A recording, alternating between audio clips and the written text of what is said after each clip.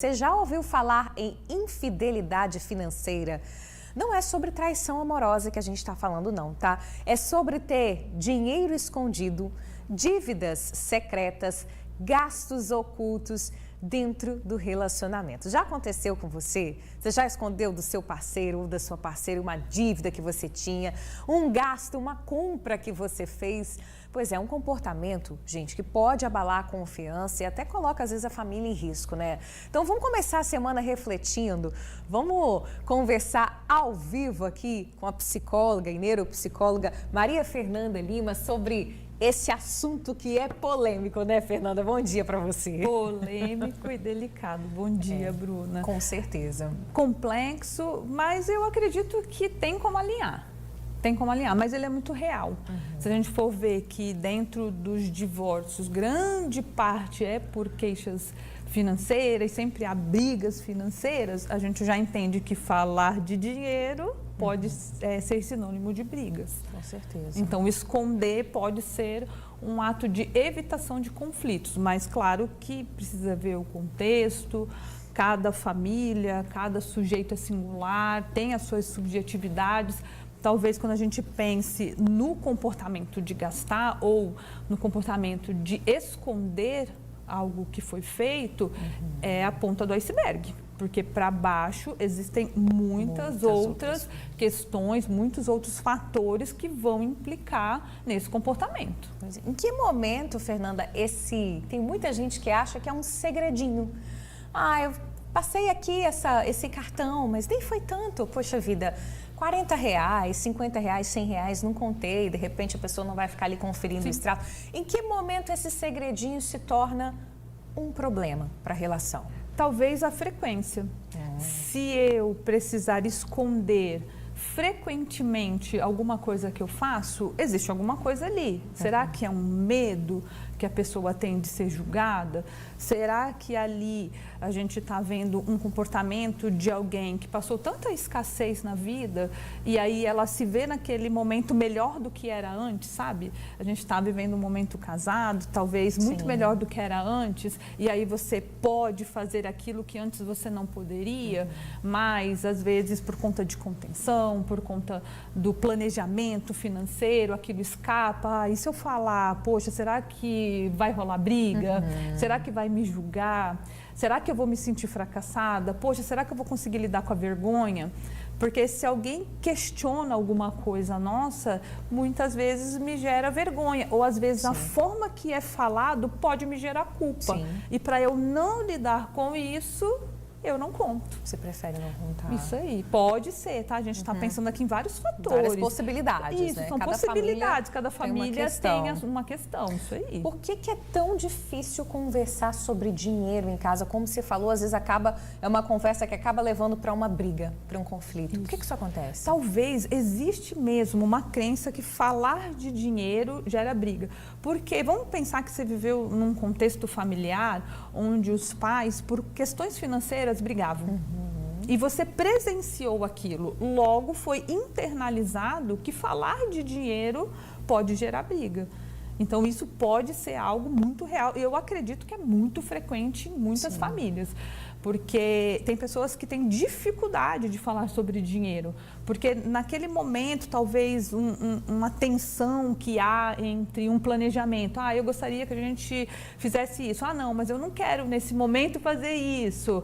Sabe? Eu quero trocar de apartamento. Não, mas nesse momento eu não quero me privar tanto para isso. Vamos trocar de carro. Não, mas o meu carro tá bom, tá andando. Vamos fazer outras coisas. Vamos viajar. Não, mas sabe? Então, às vezes são questões que estão permeando ali que há um desacordo.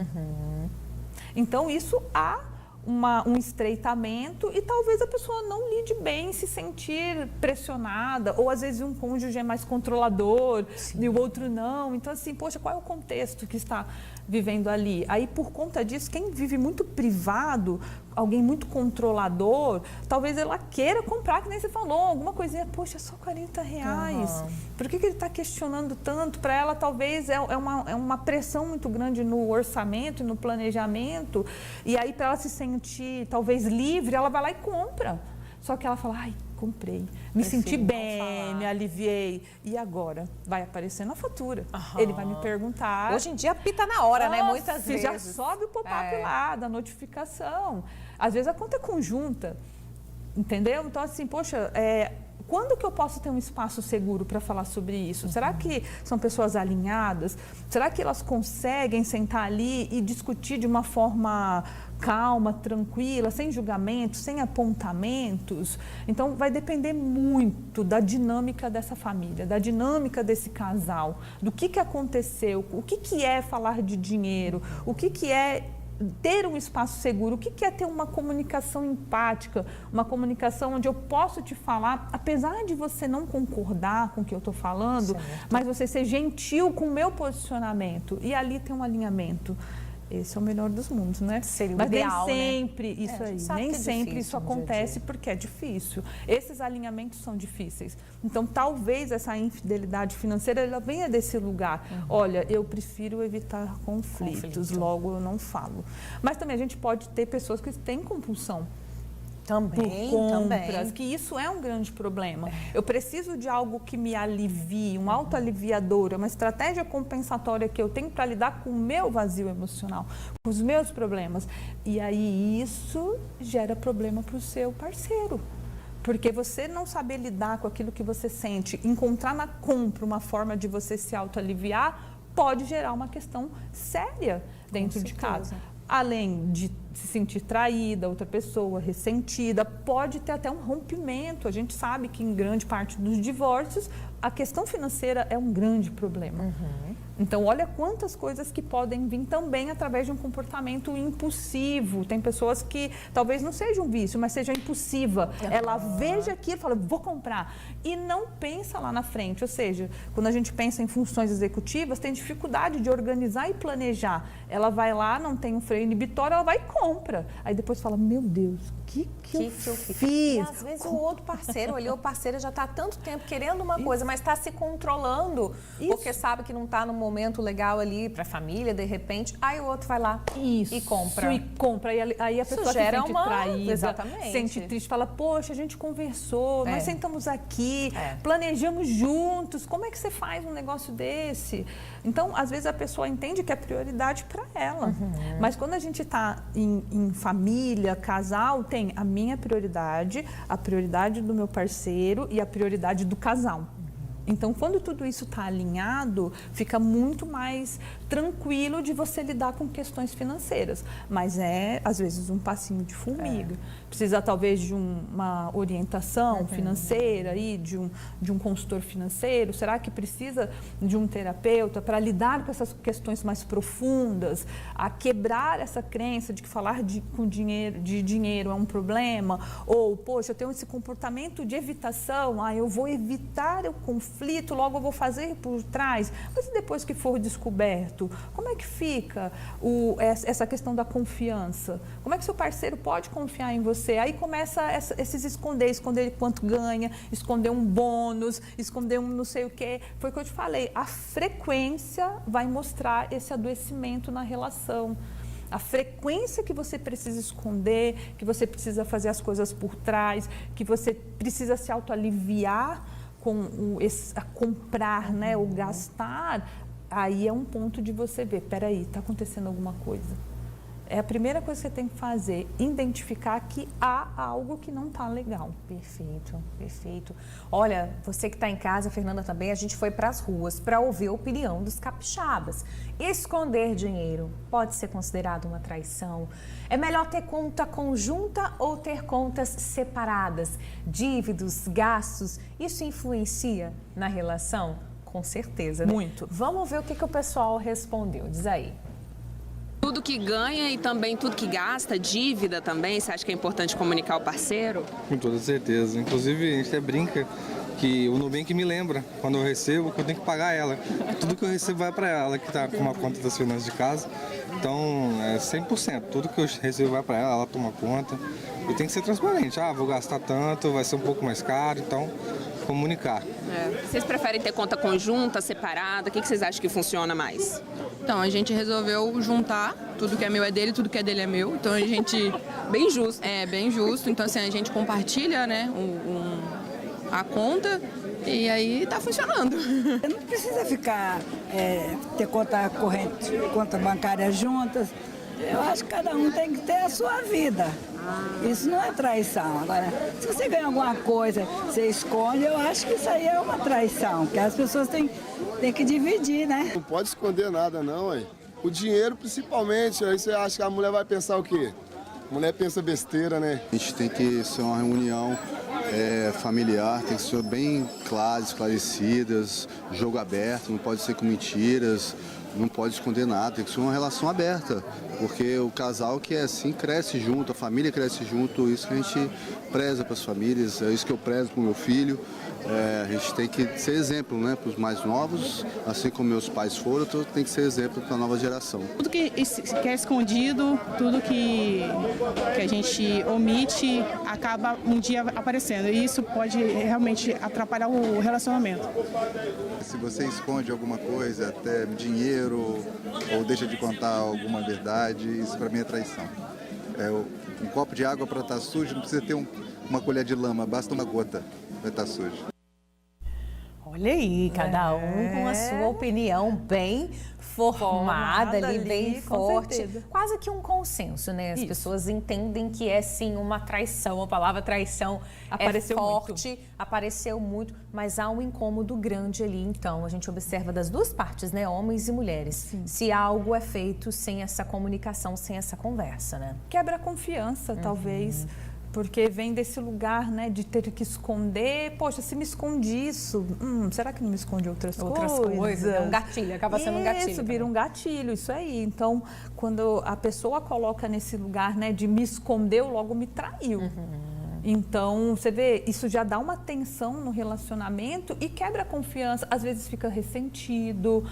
Então, existem vários sentimentos que foram colocados ali em relação a esse contexto. Não me parece que ninguém viveu isso ali, né? Não viveram. Mas é uma opinião que, se caso acontecesse comigo, eu me sentiria traído. Se caso acontecesse comigo, ia quebrar a confiança. Ia sujar, né? Que nem o rapaz falou, só uma gotinha já basta. Para poder dar um grande problema na nossa vida. Então, por isso que eu falo, falar de dinheiro é muito complicado, porque ele toma uma proporção muito grande na vida da família. E quando a gente fala de esconder, foi o que eu te falei, essa frequência de que você precisa deixar oculto algumas coisas que você precisa fazer, talvez é um sinalzinho de alerta. Olha, eu preciso olhar para essa situação. Eu preciso ver que o outro lado, quando ele vem falando áspero ou vem enfático comigo, é porque ele está se sentindo sem sentido, traído, quebrou a confiança com ele. E aí você criar um espaço seguro. Talvez esse é o melhor... Não sei se eu posso falar de uma sugestão. É criar um espaço seguro para você poder falar de fato dos seus medos, das suas falhas, daquilo que você fez que está escondido, mas abrir ali e falar assim, olha, eu fiz porque eu fiquei com medo, eu estava envergonhada. Você imagina alguém que esconde uma dívida também por vergonha de falar para a esposa que se endividou? Isso é muito delicado. E aí tenta tenta fazer também, né? sozinha, e aí não consegue, enfim, é complexo isso. Então, você começar a pensar que se você está sentindo muita vergonha, se você está se sentindo um fracasso por conta de algumas coisas, busca ajuda. Não tente sofrer sozinha. Poxa, abre esse espaço com o seu cônjuge. Se isso não for suficiente, é a pontinha do iceberg. Vai investigar um pouquinho mais o que te faz se sentir frustrada, o que te faz se sentir triste, o que te faz precisar esconder algo que você precisa comprar. Por que comprar está sendo um alívio? A gente pode encontrar alívio em tantos outros lugares. Então, poxa, será que isso é uma compulsão? Vamos olhar com carinho, sem julgamento, sem achar que você é falha, defectiva ou quebrada. Não, é algo talvez que vem arrastado desde a sua infância, coisas que aconteceram, que você pode trazer luz e isso melhorar significativamente a sua vida, o seu relacionamento, até mesmo se você tem família, filhos, você mostrar esse espaço também para eles de que, poxa, eu errei, eu preciso de ajuda. E criar-se ali um lugar de abertura para falar tudo aquilo que a gente pode. Dinheiro pode ser falado, sentimentos pode ser falado, frustração pode ser falada, os nossos erros, as nossas falhas, enfim. Com certeza, isso é muito bom. A gente ouviu também, Fernanda, você que está em casa, uma educadora financeira que trouxe dicas práticas para os casais administrarem as finanças em casa, né? Porque não é uma tarefa fácil, né? Ali na prática. Patrícia Moura mandou um vídeo para a gente, roda aí. E antes de eu te apresentar 4 conselhos sobre como vencer a infidelidade financeira, quero te contar rapidinho uma coisa. Eu me endividei, eu e meu esposo, em 2014. E quem administrava as contas da família era eu, sou eu até hoje. Mas ter coragem para contar para o meu esposo que nós nos endividamos foi muito difícil. Me deu muito medo, muita vergonha, uma frustração de que eu não era uma boa gestora do nosso recurso, mas com muito cuidado, com muito carinho, a gente conseguiu vencer isso e eu tive coragem de ser transparente, dizer para ele como que a gente chegou naquela situação. Então, se você está vivendo algo parecido, é muito importante que você tenha também essa coragem de conversar com a pessoa, com o seu parceiro, com a sua parceira e dizer o que está acontecendo para que juntos vocês saiam dessa. Conselho número 1. Tenham conversas financeiras regulares. Isso é muito importante, porque quando a gente fica muito tempo sem falar desse assunto e as coisas vão juntando e vai virando aquela bola de neve, toda vez que conversa sobre esse assunto é uma confusão, então precisa ter conversas mais regulares, tornar esse assunto mais frequente no lar de vocês. Definam acordos claros sobre dinheiro, não existe só um modelo. Conta conjunta, conta separada, misto, como é que vai ser o planejamento de vocês? Como é que vai ser o desenvolvimento das finanças de vocês? Então é muito importante achar o modelo ideal para vocês. O que funciona para um não vai funcionar para o outro. Então é importante vocês terem essa consciência do que funciona para vocês. Pois é, obrigada pela participação, minha amiga. E a Fernanda estava até falando aqui, essa questão do que é meu, é meu, o que é seu é seu. Isso é meio complicado também, isso, né? Depende de como vai ser tratado isso. Porque senão também é um problema. Porque se você, vamos supor, por algum motivo, se absorve aí uma dívida, o outro falar, o seu parceiro fala, problema é seu. Problema é seu. Você não Se soube vira. administrar o seu dinheiro, se vira, não vou te ajudar. Então, assim, poxa, tudo tem que ter uma funcionalidade, ser conta conjunta, ser contas separadas, para que seja funcional para a família, que haja ali uma organização e um objetivo com tudo isso. Sim. Porque se o objetivo for o que é meu, o que é seu, pode chegar um momento que há essa tensão também. Tem uma pergunta aqui do Carlos. Carlos, muito obrigada pela participação. Ele é de Laranjeiras, ele falou, escondi uma dívida por vergonha. Como que eu posso contar sem piorar a situação? Nossa, porque a vergonha é um sentimento social. Ele tem vergonha por causa do outro, não é por conta dele mesmo. Mas é criar esse espaço, falar assim, olha, eu preciso conversar com você. E abrir o jogo, porque o fato de você abrir o jogo, você já está treinando a sempre colocar a limpo, ser transparente com o outro. Ah, Fernanda, mas eu não sei como que a pessoa vai receber tudo isso. E aí você fica de ouvido, pronto para falar, olha, eu estou aqui, eu errei, por isso que eu estou falando, me ajuda.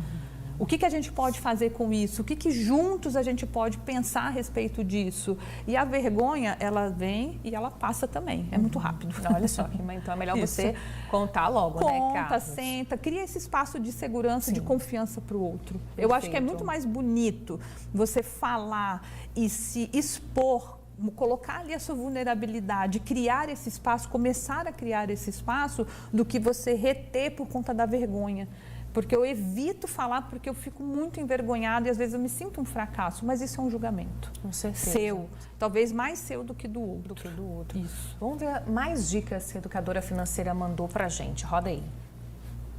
Conselho de número 3. Crie um orçamento em casal. Quando o dinheiro tem destino, fica mais fácil a gente se organizar no dia a dia. Despesas fixas, despesas variáveis, despesas anuais, quais são as metas. da família, é quitar dívida, é realizar um sonho, é juntar dinheiro para aposentadoria, é fazer uma reserva. Isso tem que ser junto, né? A minha filosofia de vida é quando o casal junta as finanças, junta o dinheiro, juntam os dinheiros, diríamos assim, as coisas fluem melhor. Vocês começam a ter mais poder. Quando eu noivei com meu marido em... não vou falar para vocês ficarem fazendo conta. Eu ganhava R$1.000, ele ganhava 1.000, por exemplo. De repente, nós tínhamos R$2.000. Então, o casal tem que entender a força que eles têm quando juntam essas receitas. Por último e não menos importante, tenham sonhos em conjunto. É extremamente importante que vocês tenham esses sonhos para servir de motivação, de combustível para as coisas acontecerem, porque tem dia que a gente está desanimado, parece que as coisas não estão dando certo, o dinheiro nunca dá para nada, é sempre um aperto aqui, um puxa aqui, outro puxa ali. Tenham sonhos juntos. E outra, é importante também respeitar o sonho do outro. Quando você sabe qual é o sonho da sua esposa, qual é o sonho do seu marido, você também se move para que aquilo seja realizado, porque você vai ficar feliz também com a felicidade dele. Então falem sobre isso, escrevam os sonhos e transformem em metas. Isso mesmo, então de parabéns. Coloquem data, valor, quando vai ser realizado, o que é, faça o mapa dos sonhos juntos, colhem fotos para ser essa motivação para vocês.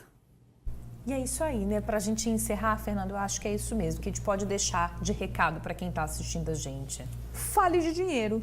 Fale dos seus ganhos, fale dos seus gastos, fale dos seus objetivos, crie um espaço seguro, sabe? Olhe aquele planejamento familiar como algo que é para crescer, para vocês expandirem a sua vida. E se tiver algum sentimento com isso que seja desagradável, só se permita sentir. Mas fale sobre esse tema porque é um tema importante e que faz a diferença na vida da família. Bom demais a gente falar sobre isso. Maria Fernanda Lima, obrigada pelos esclarecimentos. Sempre maravilhoso te receber aqui. É muito bom estar aqui, sempre.